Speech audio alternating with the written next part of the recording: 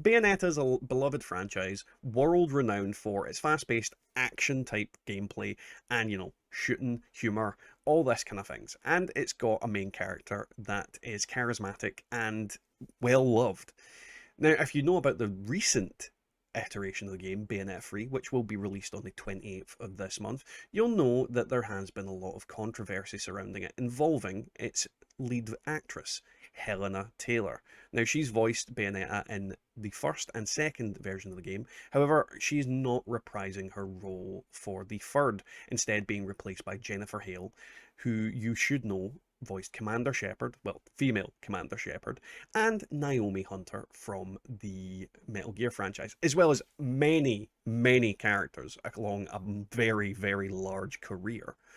Now, Helena Taylor has came out on Twitter and released several statements as to why she hasn't reprised her role. And the main reason being that she has been offered $4,000 to do the entire game, allegedly. Now, I've deliberately avoided making a video on this subject because all the facts weren't out and there wasn't any more information other than her statements. And we will go into those statements shortly, as well as I'll leave all links in regard to everything that's been said and involves this thing down below. So, in her videos, she goes obviously into the 4,000 being a disgusting offer, and she feels, undervalued. And to an extent, like $4,000 for a iconic role, I would definitely agree seems like a lowball number. However, she goes into comparing herself and her financial situation to that of nurses who have to go to food banks in the UK. Now, this is a big, big problem. NHS staff in the UK are woefully underpaid, and I agree that NHS workers should be getting a shitload more money than they already are. However, what angers me is that she is making a parallel between herself and NHS workers. You're a voice actor. Yes, being underpaid is a bad thing, but you are not dealing with death on a daily basis. You're not dealing with disease. You haven't dealt with the strain of COVID over the past couple of years for NHS workers. Their plight is not the same as yours. And it disgusts me. My mother works for the NHS. She goes in and she looks after people who cannot look after themselves, the disabled, the mentally ill, and people that are completely incapable of looking after themselves due to age. It actually fills my mouth with bile that she would dare use their plight to try and make her boycotting of a game more valid. And this is the thing, she does call for people to boycott the game. Now, that is a big red flag as well. She's saying, I'm not getting paid, therefore they shouldn't get paid. And the game is, I assume, nearly complete. It's just in its final editing stages or final shipping phases.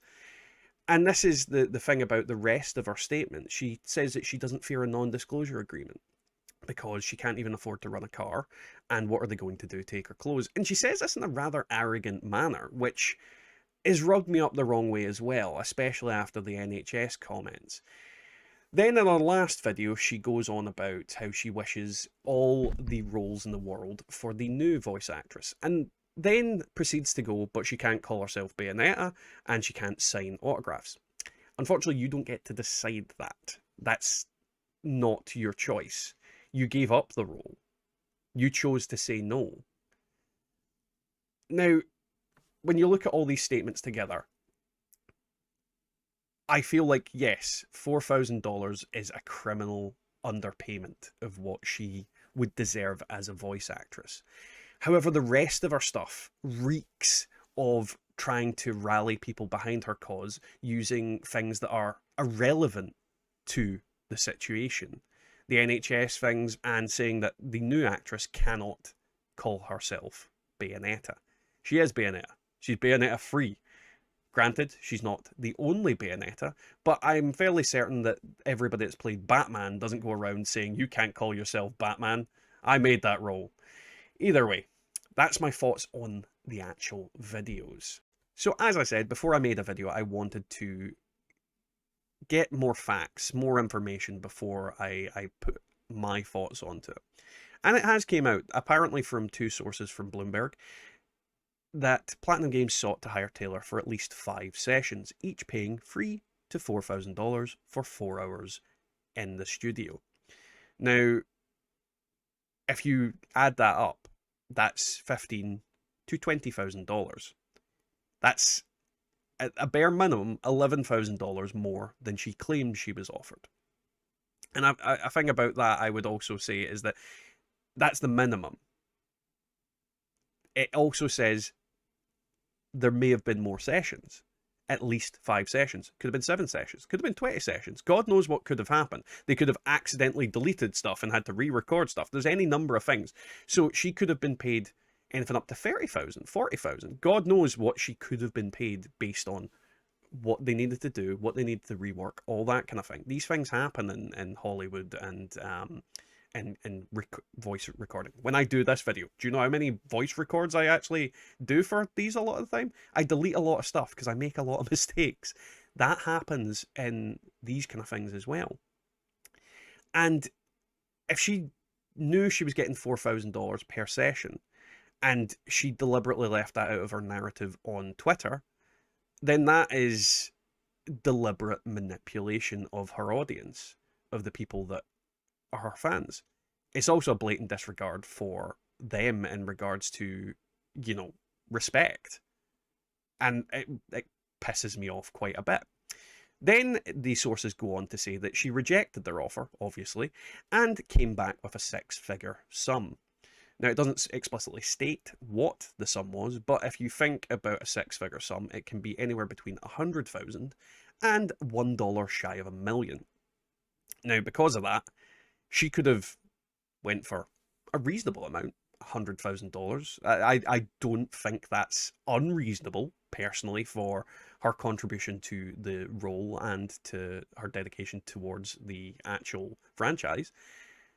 But it could also be the absurd side of it, where she's demanding like nearly $1 million for the game for a grand total of 20 hours work minimum.